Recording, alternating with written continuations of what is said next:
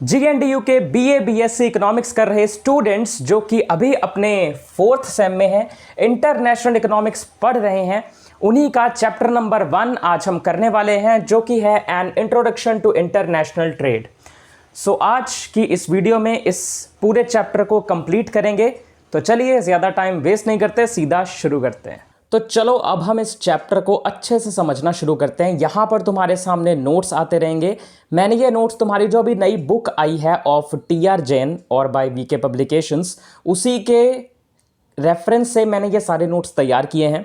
उसमें चैप्टर में कई सारी चीज़ें ऐसी इंक्लूडेड थी जो मुझे नहीं लगा इंट्रोडक्शन में होने की नीड है, तो मैंने कुछ चीज़ें रिमूव भी करी हैं और अपनी तरफ से मुझे जो डेफिनेशंस या कुछ चीज़ें ऐड करने को लगा कि करना चाहिए वो भी मैंने करी हैं। और अगर एग्जाम में इस इंट्रोडक्शन वाले चैप्टर से रिलेटेड कोई भी सवाल आता है तो 7 पेजेस में कंप्लीटली तुम्हें इसी वे में, इसी स्ट्रक्चर में आंसर कंप्लीटली लिखना है। सो ये तुम्हारी बहुत हेल्प करने वाला है, क्योंकि ये नोट्स के जरिए तुम सिर्फ चैप्टर नहीं समझोगे, बल्कि इसके रिलेटेड अगर कोई एग्जाम में क्वेश्चन आया तो उसे कैसे अटेम्प्ट करना है वो भी सीखोगे।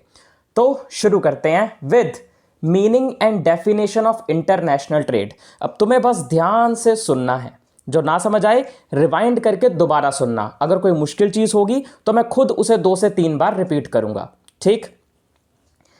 सो इंटरनेशनल ट्रेड का मतलब है 2 या 2 से ज्यादा कंट्रीज के बीच गुड्स और सर्विसेज का एक्सचेंज, ठीक? यानी इंटरनेशनल ट्रेड का मतलब है 2 या 2 से ज्यादा कंट्रीज के बीच गुड्स और सर्विसेज का एक्सचेंज।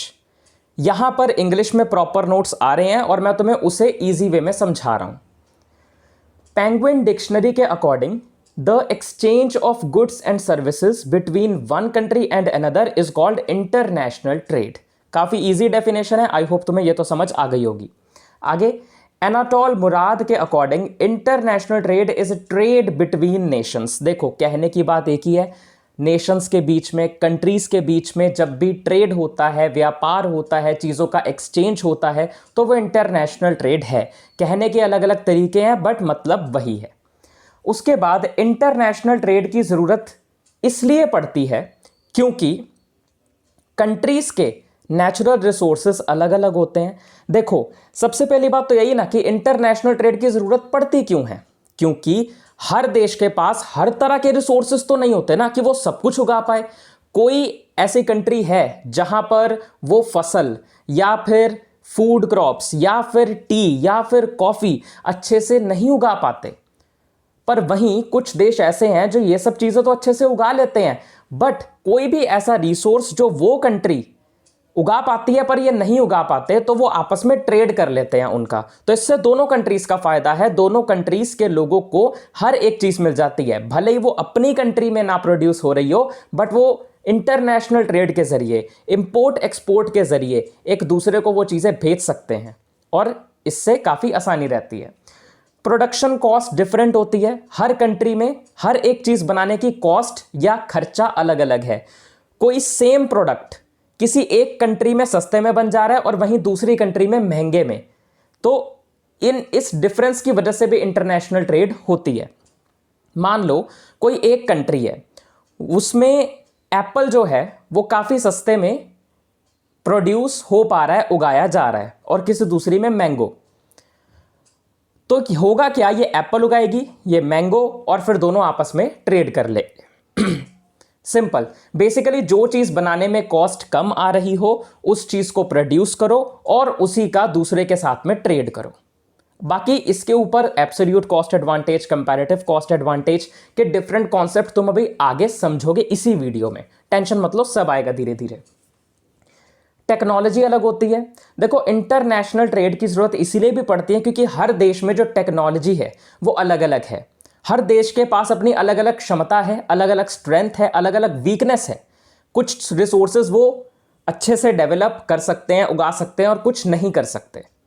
तो ऑब्वियस सी बात है, जो नहीं कर सकते वो दूसरे देशों से उस चीज को इंपोर्ट कर लेंगे, और वहीं दूसरे देश जो चीज नहीं उगा सकते वो दूसरे देश से अपने देश में उसे इंपोर्ट कर लेंगे। सीधी सी बात, दोनों का फायदा।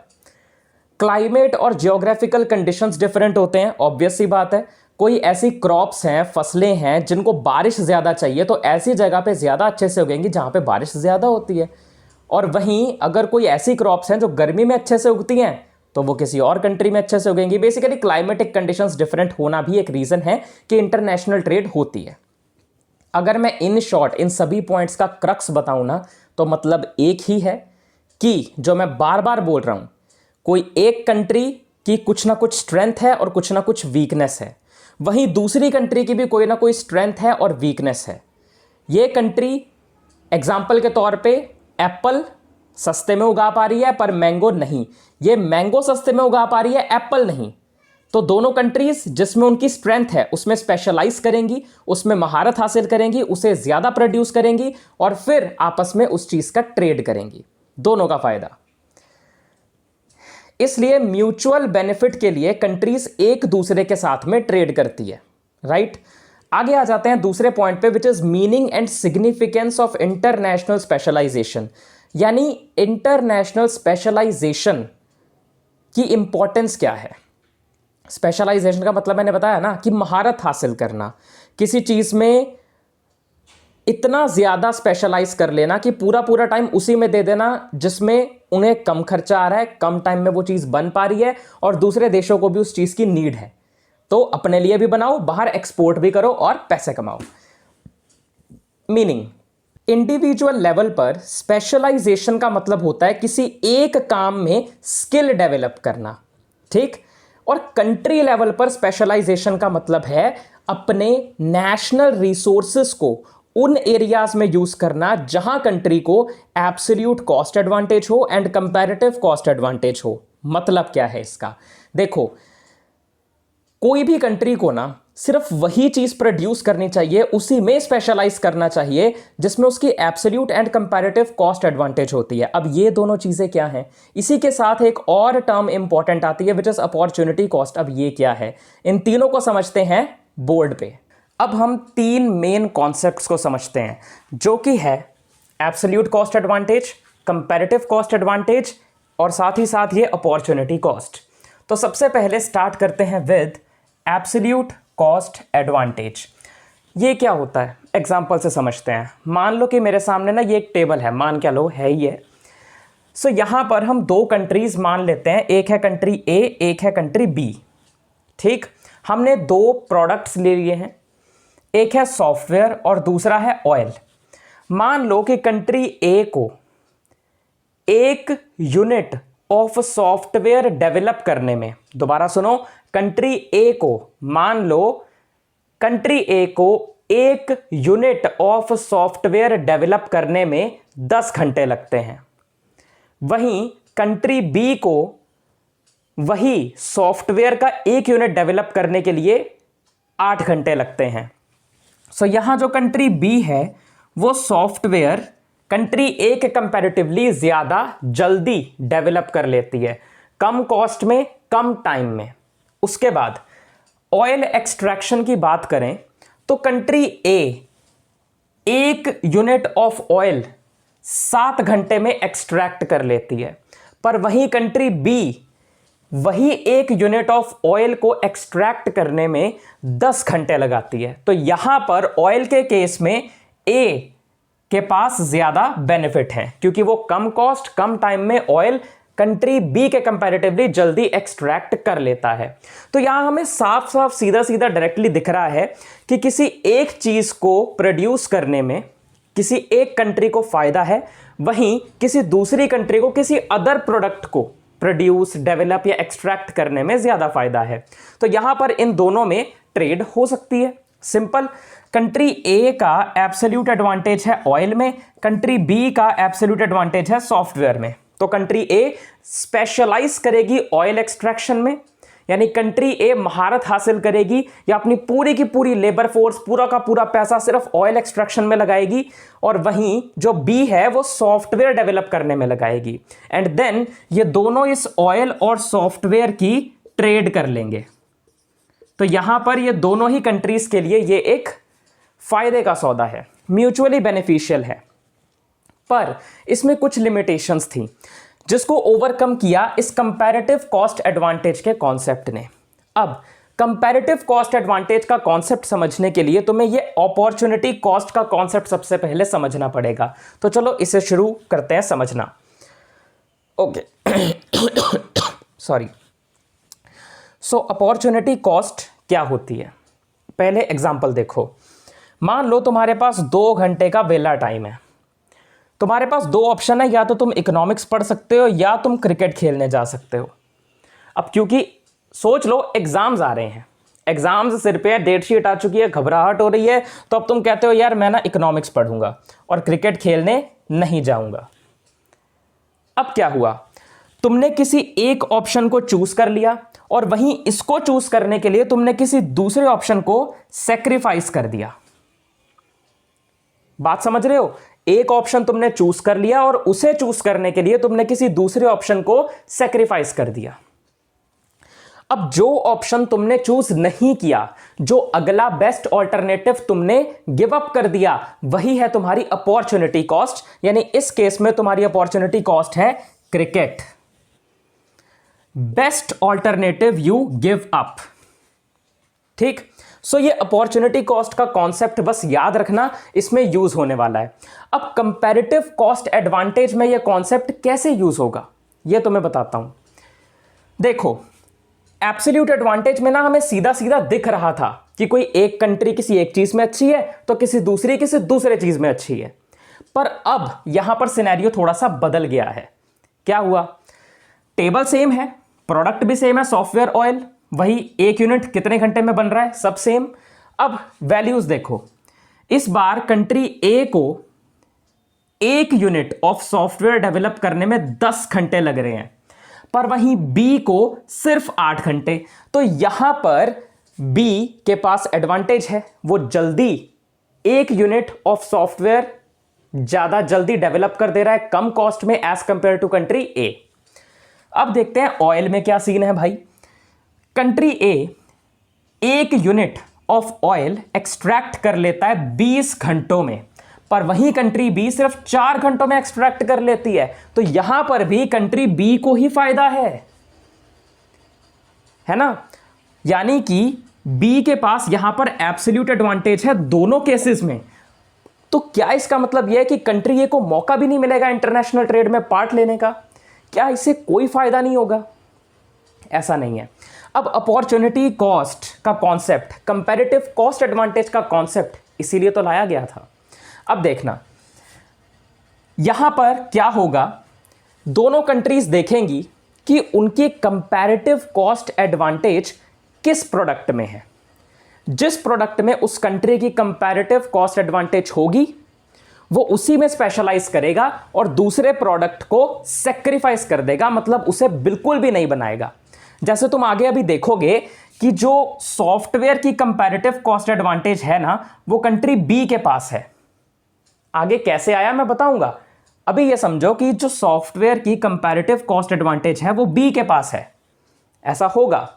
सो बी क्या करेगा, वो सिर्फ और सिर्फ सॉफ्टवेयर डेवलप करेगा, ऑयल को सेक्रीफाइस कर देगा, उसे वो एक्सट्रैक्ट करने पर जोर देगा ही नहीं बिल्कुल।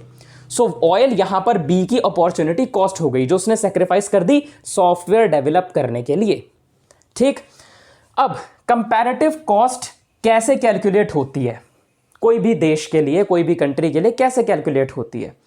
देखो यार, अपॉर्चुनिटी कॉस्ट कैलकुलेट करने का बड़ा आसान तरीका है। सबसे पहले हम अपॉर्चुनिटी कॉस्ट कैलकुलेट करते हैं कंट्री ए के लिए। अब कंट्री ए की अपॉर्चुनिटी कॉस्ट कितनी है एक सॉफ्टवेयर बनाने की, डेवलप करने की? वो कैसे निकालोगे? अब देखो, कंट्री ए में तुम जिसका भी यहां पर अपॉर्चुनिटी कॉस्ट निकाल रहे हो उसी का नंबर उठाओ और इसके डिनोमिनेटर में रख दो, और इसके ऊपर में क्या रखोगे, जो कंट्री ए दूसरा प्रोडक्ट बना रही है उसका नंबर, उसकी वैल्यू न्यूमरेटर में रखोगे। यानी जिसकी अपॉर्चुनिटी कॉस्ट निकालनी है वो नीचे और जिसके कंपैरिजन में निकालनी है वो ऊपर, और उसी कंट्री का होना चाहिए। ऐसा ना हो बी कंट्री को उठा के लिख दो। ए कंट्री का निकाल रहे हैं तो सिर्फ ए कंट्री के नंबर्स लेने हैं, जिसका निकाल रहे हो वो डिनोमिनेटर में, जो दूसरे वाला है वो न्यूमरेटर में। अब यहां 0 से 0 कैंसिल हो जाएगा, बचेगा 2 ऑयल।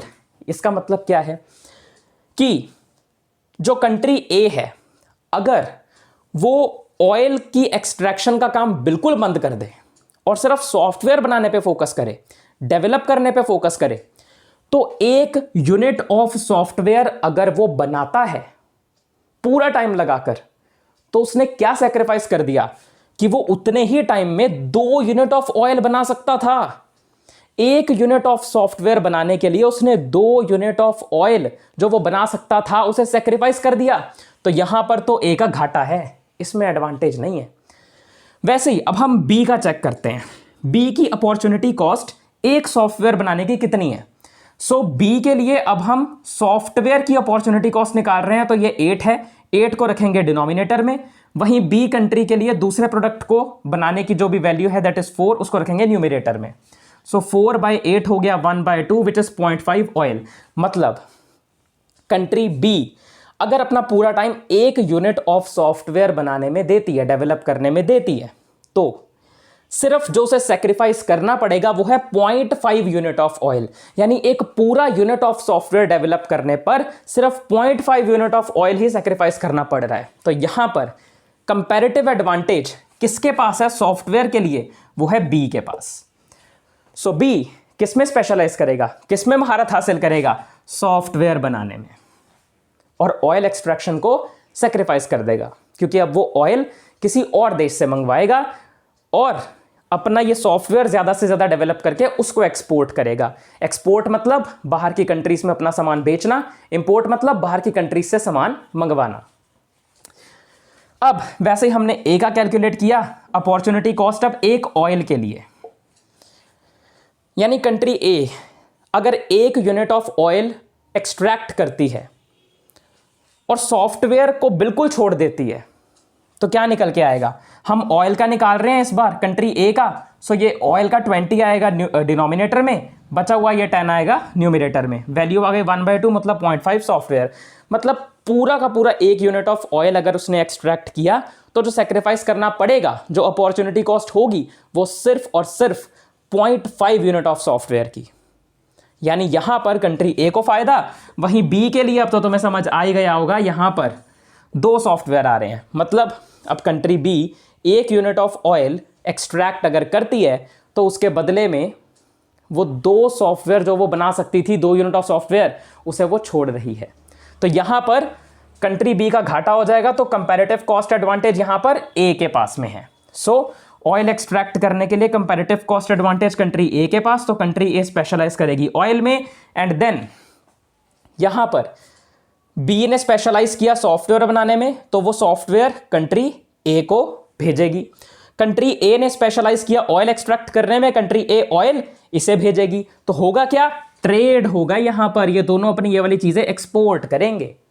सो कहीं ना कहीं देखा जाए तो जो स्पेशलाइजेशन किसी भी देश को किस प्रोडक्ट में करनी चाहिए, उसका बेस कंपैरेटिव कॉस्ट एडवांटेज ही होता है कहीं ना कहीं। क्योंकि जिस प्रोडक्ट में जिस देश का कंपैरेटिव कॉस्ट एडवांटेज है, वो उसी में स्पेशलाइजेशन करते हैं। आई होप तुम्हें ये कॉन्सेप्ट समझ आ गया हो, क्योंकि इससे ज़्यादा अच्छे से मैं इसे नहीं समझा सकता। सो आई होप ये समझ आया हो। अब हम बढ़ते हैं आगे। सो आई होप तुम्हें ये तीनों चीज़ें क्लियर हैं। अब देखो इस लाइन को दोबारा पढ़ना। कंट्री लेवल पर स्पेशलाइजेशन का मतलब है अपने नेशनल रिसोर्सेज, जो भी रिसोर्सेज उस कंट्री के पास अवेलेबल हैं, नेशनल रिसोर्सेज को उन एरियाज में यूज़ करना, यानी उन रिसोर्सेज को उन चीज़ों को प्रोड्यूस करने में यूज़ करना जहां कंट्री को एब्सोल्यूट कॉस्ट एडवांटेज हो या उसमें कंपैरेटिव कॉस्ट एडवांटेज हो। जब स्पेशलाइजेशन होता है, जब एक कंट्री को पता चल जाता है कि हाँ इस चीज़ में मुझे स्पेशलाइजेशन करना है, और वो स्पेशलाइजेशन करती है और करके उसी प्रोडक्ट में अपना मतलब प्रोडक्शन उसी प्रोडक्ट की ज़्यादा बढ़ा देती है, करती है, सरप्लस में करती है, यानी ज़रूरत जितनी है उससे ज़्यादा, ताकि उसे एक्सपोर्ट भी किया जा सके। एक्सपोर्ट इंपोर्ट तो समझते हो ना, मैं कब से इन टर्म्स का यूज़ कर रहा हूँ। और अगर मुझे ये पता चला कि तुम्हें एक्सपोर्ट इंपोर्ट नहीं पता, भाई साहब पिटाई हो जाएगी। देखो एक्सपोर्ट मतलब चीज़ों को बाहर भेजना, बाहर बेचना, और इंपोर्ट मतलब बाहर से चीज़ें अपनी कंट्री में मंगवाना। ठीक, कई गुड्स के लिए तुमने सुना होगा ना ये इंपोर्टेड है। इंपोर्टेड का मतलब क्या है, इंपोर्ट करवाई गई है किसी दूसरी कंट्री से, इसलिए महंगी भी होती है। उसके बाद सो जब स्पेशलाइजेशन होता है ना तो क्या होता है, सरप्लस प्रोडक्शन, जरूरत से ज्यादा प्रोडक्शन, ताकि अपने काम भी आए और बचा हुआ एक्सपोर्ट कर दिया जाए।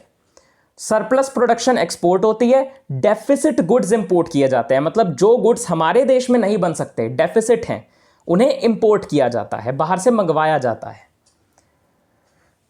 इसलिए एक्सपोर्ट्स और इंपोर्ट्स इंटरनेशनल स्पेशलाइजेशन का एक नेचुरल रिजल्ट है। ठीक, अब इसी से ना एक गेन्स फ्रॉम ट्रेड का कॉन्सेप्ट निकल के आता है। गेन्स फ्रॉम ट्रेड मतलब कि ट्रेड से बेनिफिट जो मिल रहा है ना कंट्रीज को, वो चीज यहां से निकल के आती है। बेसिकली ट्रेड से क्या होता है, बेनिफिट मिलता है, प्रॉफिट होता है, फायदा होता है जिन कंट्रीज के बीच में ट्रेड हो रही है उनको। सो ऑब्वियस सी बात है, ट्रेड होगी तो गेन तो होगा ही। उसके बाद आते हैं अगले पॉइंट पे, which is factors influencing international specialisation. अब देखो, कोई भी देश किस प्रोडक्ट में स्पेशलाइज करेगा, उसको पता करने के लिए कुछ फैक्टर्स हैं, कुछ डिटर्मिनेंट्स हैं, कुछ पॉइंट्स हैं।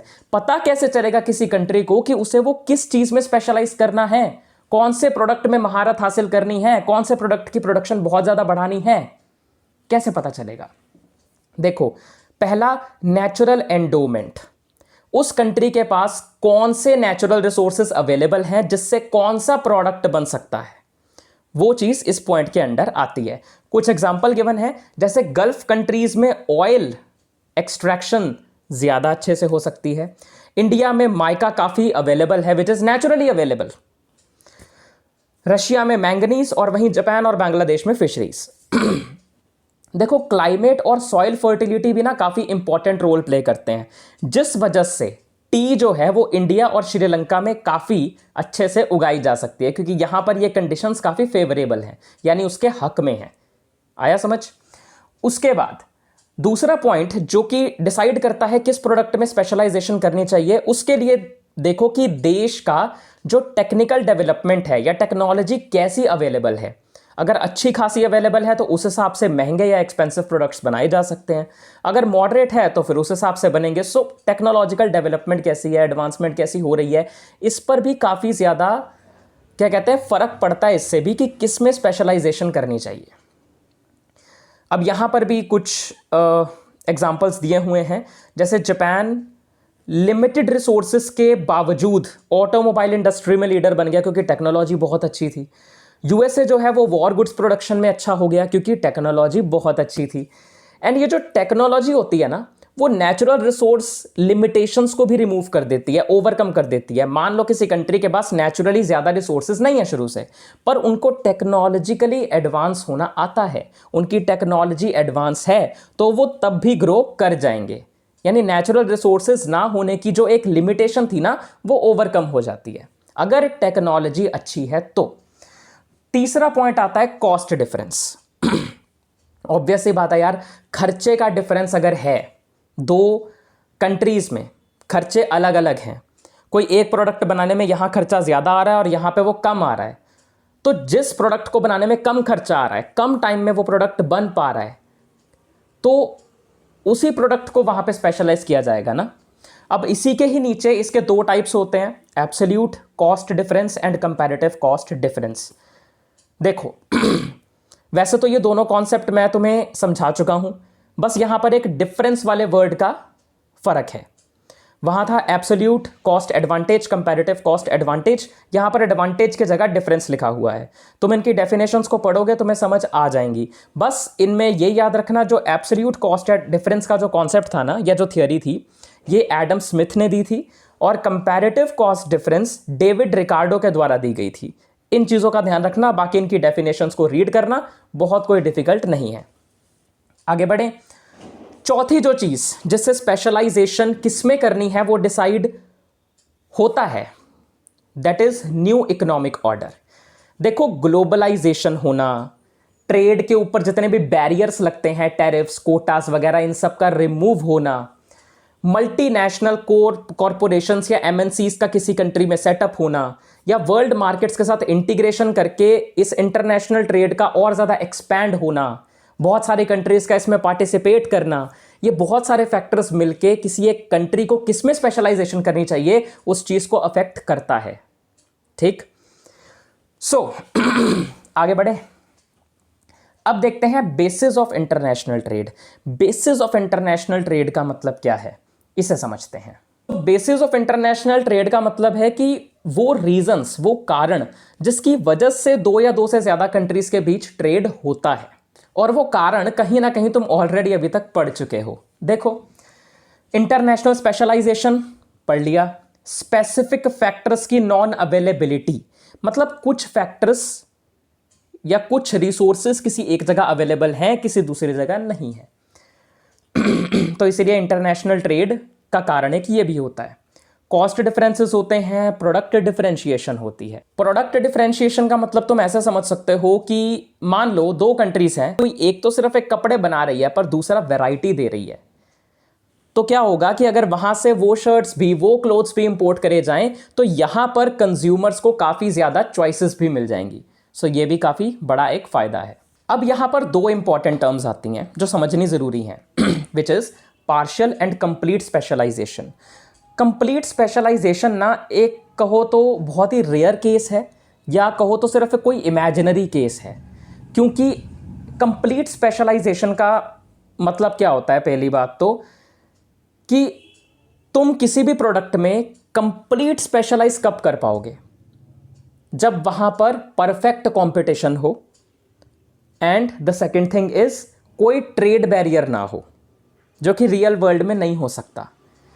उसके बाद पार्शियल स्पेशलाइजेशन को अगर तुम्हें समझना है तो ये तो तुम ऑलरेडी इंडिया में भी देख रहे हो।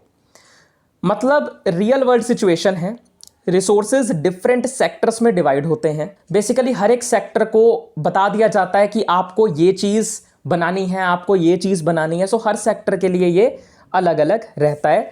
ट्रेड बैरियर्स और इम्परफेक्ट मार्केट्स में ये चीज़ या ये पार्शियल स्पेशलाइजेशन रहती है। इंडिया में जैसे क्लोथ्स का एक सेक्टर अलग है कि यहाँ पर क्लोथ्स बनेंगे, मशीन्स का कोई सेक्टर अलग है कि यहाँ पर मशीन्स बनेंगी। सो बेसिकली हर एक सेक्टर को अपने अलग अलग चीज़ें प्रोड्यूस करने का काम दिया हुआ है, विच इज़ पार्शियल स्पेशलाइजेशन। हर एक प्रोडक्ट में थोड़ा थोड़ा या फिर स्पेशलाइज करना, और कंप्लीट या किसी एक ही प्रोडक्ट में पूरी पूरी तरह स्पेशलाइज कर लेना काफ़ी अनरियलिस्टिक लगता है आज के टाइम पे। उसके बाद आते हैं इंटर रीजनल, जिसको इंटरनल कहते हैं, versus international trade. Basically internal versus international trade की बात करते हैं। इंटरनल जो अपनी ही कंट्री में होता है, स्टेट्स के अंदर, दो या दो से ज़्यादा स्टेट्स के बीच में जो ट्रेड हो रहा है अपनी ही कंट्री के अंदर। और इंटरनेशनल मतलब दो अलग अलग कंट्रीज के अंदर जो ट्रेड हो रहा है। अब इंटरनल एंड इंटरनेशनल ट्रेड दोनों में कुछ सिमिलैरिटीज़ हैं, कुछ सेम सेम चीज़ें हैं। जैसे कि स्पेशलाइजेशन तो दोनों में करनी पड़ती है किसी एक प्रोडक्ट में। जैसे कोई एक स्टेट कोई कुछ प्रोडक्ट बनाने में अच्छा है, कोई दूसरी स्टेट कोई दूसरा प्रोडक्ट बनाने में अच्छी है। सो बेसिकली अगर अपने ही देश में इंटरनली भी ट्रेड होती है तब भी स्पेशलाइजेशन तो करनी पड़ती है। दूसरा, लो कॉस्ट ऑफ प्रोडक्शन, ये भी देखनी पड़ता है कि प्रोडक्शन की कॉस्ट कम से कम हो सके। एक्सचेंज करना पड़ता है। प्रॉफिट मोटिव दोनों में देखा जाता है। म्यूचुअल कोऑपरेशन दोनों में होना ज़रूरी है। वॉलंटरी ट्रांजैक्शंस वही पैसे का लेन देन, अपनी स्व इच्छा से जो पैसे का लेन देन वो करते हैं, चीज़ों का जो लेन देन करते हैं, वो सब दोनों में होता है। कंज्यूमर सॉवरेनिटी, सो कंज्यूमर सॉवरेनिटी का मतलब होता है कि दोनों में कंज्यूमर ना किंग है, क्योंकि प्रोड्यूसर वही प्रोड्यूस करेंगे जो कंज्यूमर चाहता है। क्योंकि जो चीज़ें लोगों को चाहिए ही नहीं, जिसकी डिमांड ही नहीं, वो चीज़ें प्रोड्यूस करने का फ़ायदा ही क्या जब बिकेंगी ही नहीं। तो ये भी एक सिमिलैरिटी है कि ये चीज़ दोनों में देखी जाती है जितनी मैंने अभी बताई हैं। बर्टिल ऑलिन के according international trade is only a special case of inter regional trade. Bertil Ohlin के अकॉर्डिंग जो इंटरनेशनल ट्रेड है ना, वो जो इंटर रीजनल या इंटरनल ट्रेड है, बस उसी का एक स्पेशल केस है, कोई बहुत नई चीज़ नहीं है। Next is differences. अब यार आगे ना हम कुछ आर्ग्यूमेंट्स पढ़ेंगे, यानी कि कुछ इकोनॉमिस्ट्स का कहना था कि इस इंटरनेशनल ट्रेड के लिए सेपरेट थ्योरी होनी चाहिए, कुछ का कहना था ज़रूरत नहीं है। तो यहां पर हम फॉर एंड अगेंस्ट के आर्ग्यूमेंट पढ़ने वाले हैं। सबसे पहले देखते हैं सेपरेट थ्योरी चाहिए ऐसा कहने वाले इकोनॉमिस्ट्स के व्यूज को। सो चार्ल्स पी किंडलबर्गर के अकॉर्डिंग इंटरनेशनल ट्रेड को अलग ट्रीट किया जाता है क्योंकि ये डिफरेंट लॉज फॉलो करता है। ठीक, वो कह रहे हैं कि सेपरेट थियोरी चाहिए, क्योंकि इंटरनेशनल ट्रेड इंटरनल ट्रेड से काफ़ी चीज़ों में अलग है। अब वो किन किन चीज़ों में है वो यहां पर बताया गया है। पहला है इमोबिलिटी ऑफ फैक्टर्स, यानी कि यहां पर कहा जा रहा है कि जो लेबर है ना वो अपनी ही कंट्री में एक स्टेट से दूसरी स्टेट में इजीली मूव कर सकती है, बट इंटरनेशनल ट्रेड में वो एक कंट्री से दूसरी कंट्री में इतना इजीली मूव नहीं कर सकती है।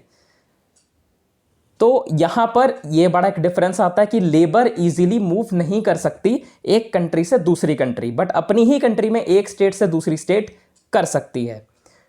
एडम स्मिथ ने कहा, of all sorts of luggage man is most difficult to be transported, यानी कि जितने भी सामान या लगेज हमारे आसपास में हैं, जिस भी तरह के हैं, उन सब में से अगर किसी को ट्रांसपोर्ट करना, एक जगह से दूसरी जगह भेजना सबसे मुश्किल है, तो वो है मैन को, इंसान को, लेबर को।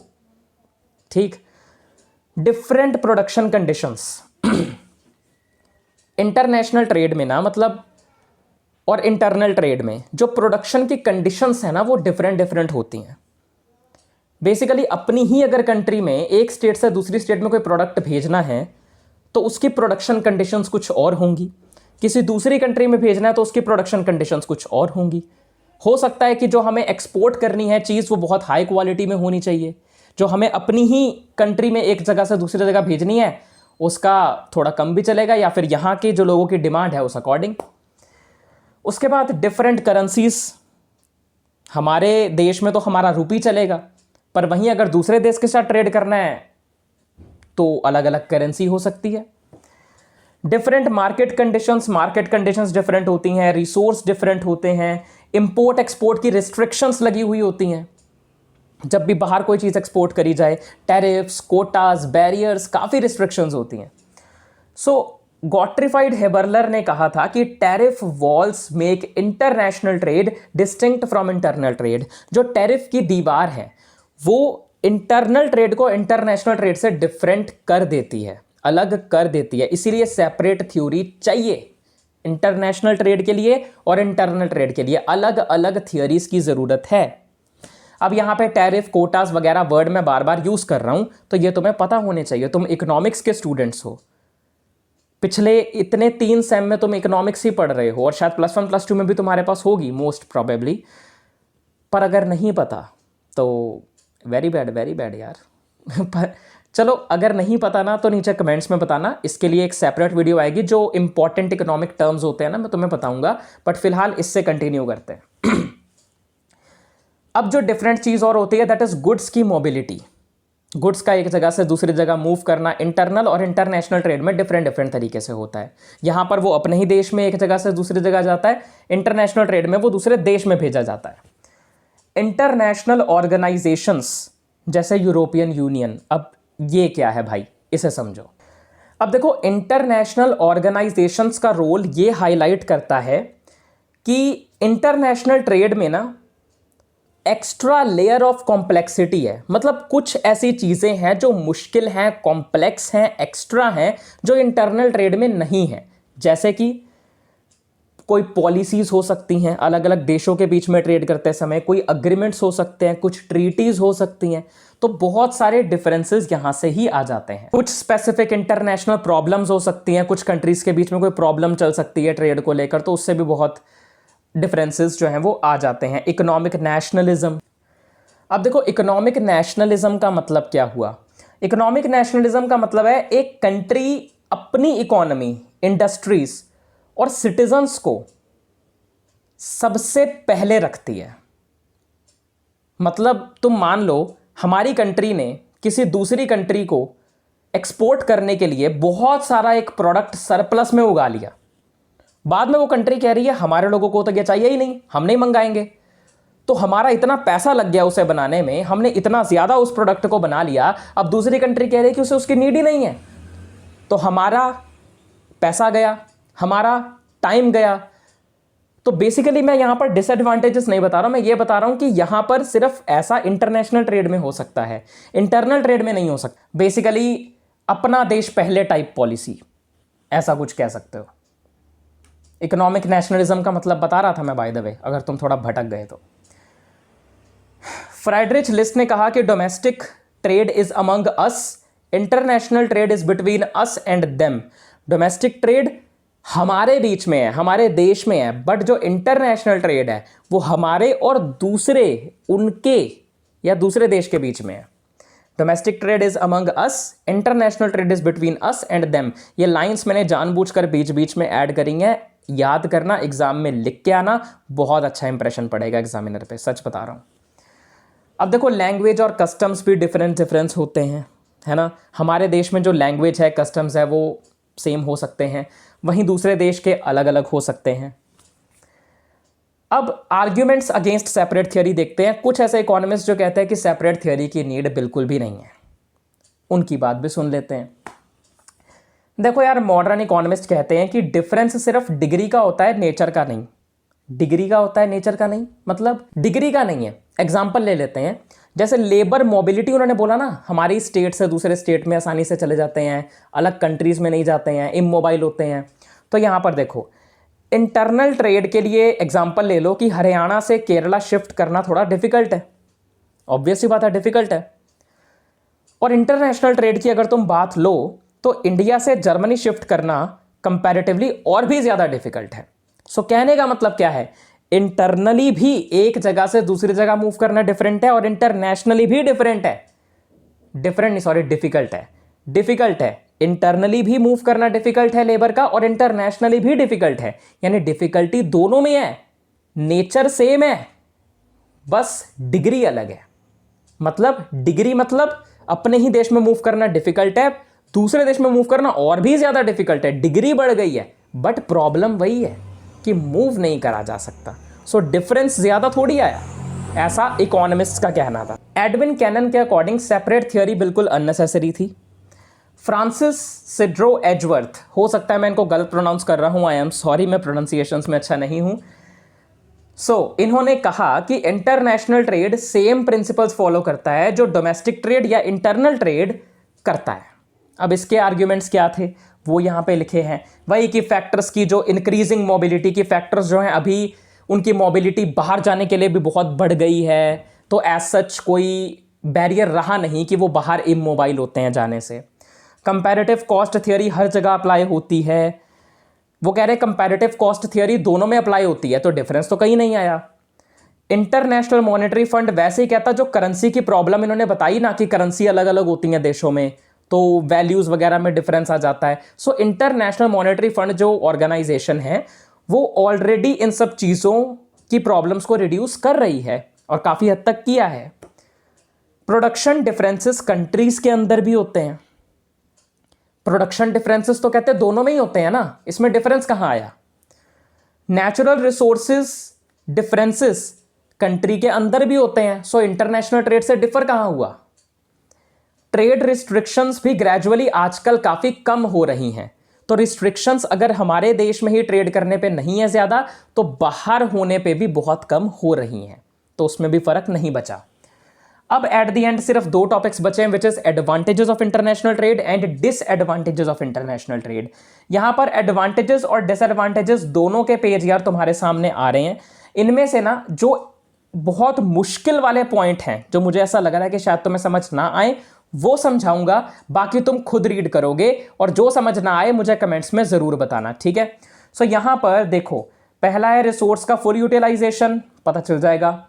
एडवांटेजेस बता रहा हूं इंटरनेशनल ट्रेड के, कि होता क्या है कि जितने भी रिसोर्सेज अवेलेबल है उनका अच्छे से यूटिलाइजेशन हो पाता है, अच्छे से यूज हो पाता है, क्योंकि हमें पता है कि हमें स्पेशलाइजेशन किस में करनी है। चीपर गुड्स सस्ते में मिलने लग जाते हैं। नेचुरल कैलेमिटीज का सामना करने की पावर आती है। वैरायटी ऑफ गुड्स मिलते हैं। सरप्लस प्रोडक्शन का disposal, healthy competition. Okay, monopolistic tendency का एंड मतलब कोई एक प्रोड्यूसर, कोई एक दुकानदार अपने प्रोडक्ट का प्राइस खुद से सेट नहीं कर सकता, क्योंकि वही सेम प्रोडक्ट और भी कई दुकानों पे मिल रहा है। अगर ये महंगा देगा तो वही कंज्यूमर किसी और से उसी सेम प्रोडक्ट को सस्ते में ले लेगा। यहां पर वो खुद से प्राइस सेट नहीं कर सकता। मोनोपोलिस्टिक अपना जो डोमिनेट है, डोमिनेशन या कहो तो डोमिनेट नहीं कर सकता मार्केट को कोई।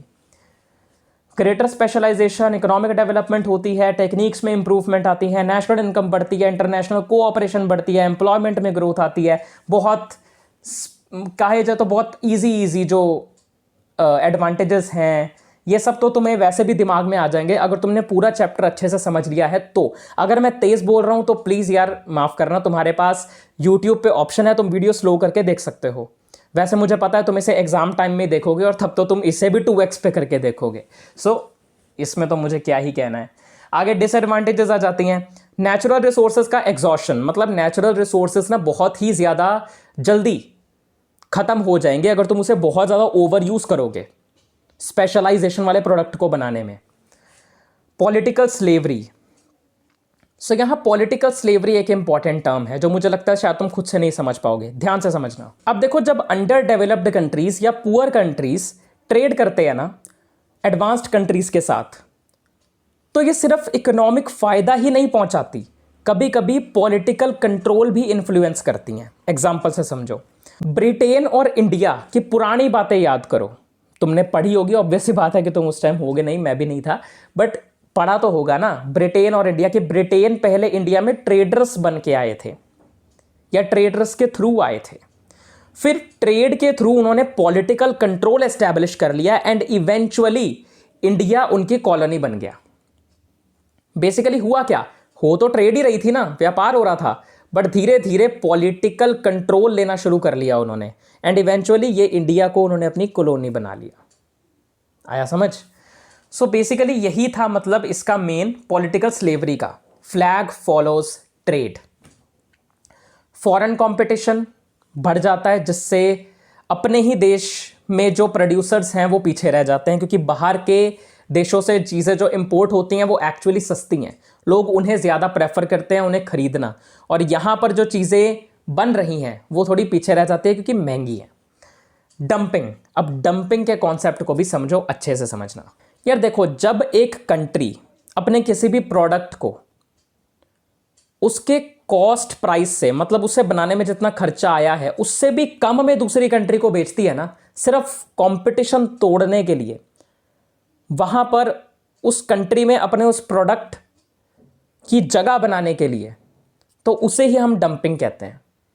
एग्जाम्पल के तौर पर समझ लो, कोई एक कंट्री है जिसने अपने कंप्यूटर्स ना किसी एक अलग कंट्री में, यह समझ लो कंट्री ए है जिसने अपने कंप्यूटर्स कंट्री बी में एक्सपोर्ट करे हैं। अब उस कंप्यूटर को बनाने की एक्चुअल कॉस्ट है $500 या 500 यूनिट, मान लो 500 यूनिट, पर वो 400 में बेचता है। क्यों? ताकि यहां पर जो ऑलरेडी कंप्यूटर्स बना रहे हैं कंट्री बी में, उनका धंधा ठप हो जाए, क्योंकि वो सस्ते में यहां पर बेच रहे हैं, और एक बार उनकी मार्केट यहां पे बन गई तो फिर वो यहां पे महंगे में बेचेंगे, क्योंकि अब उनके प्रोडक्ट्स की यहां के कंज्यूमर्स को आदत पड़ चुकी है। ठीक है, आगे बढ़ते हैं। इंटरनेशनल राइवलरी, वही है कि इंटरनेशनली काफ़ी ज़्यादा झगड़े वगैरह हो जाते हैं, या झगड़ों की वजह से कोई चीज़ कभी कभार नहीं आती है बाहर से, जिसके लिए हम दूसरे देश पे डिपेंडेंट हो जाते हैं, तो बहुत सारे नुकसान हो जाते हैं, इन्फ्लेशन, महंगाई बढ़ सकती है, बहुत कुछ। डोमेस्टिक प्राइसेस में राइज आ सकता है, या हार्मफुल चीज़ें भी इंपोर्ट होती हैं, डिसएडवांटेजेस में कहा जा सकता है, जैसे alcohol and junk food, many things. Final conclusion पे पहुंच गए हैं हम चैप्टर के भाई।